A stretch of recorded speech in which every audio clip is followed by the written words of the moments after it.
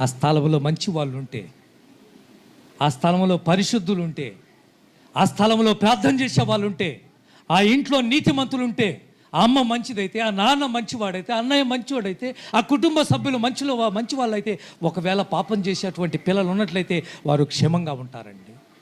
ఆ ఊర్లో ఒక 10 మంది మంచి వాళ్ళు ఉన్నట్లయితే, ఆ రోజు అబ్రాహాం అంటున్నాడు, అయ్యా నీతిమంతులు ఉంటే కాపాడేవాడు, నీతిమంతులు చూపి అబ్రాహాం, ఒక 50 మంది ఆ స్థలంలో ఉన్నారా, తప్పకుండా ఆ స్థలాన్ని నేను కాపాడుతాను. స్థలం ఆ రోజు పావురం నిలవటానికి ఇబ్బంది పడిందండి. ఎందుకు? స్థలం మంచిది కాదు. సొదొమ గొమొర్రాలో ఊరు, ఆ స్థలం మంచిది కాదండి. అందుకే దేవుడు అగ్ని గంధకాలను దించి లోతు భార్యను, లోతు యొక్క పిల్లలను బయటికి పంపించి కాల్చి పడేశాడండి. స్థలం శుభ్రంగా లేకపోతే, ఎవరైనా అతిథి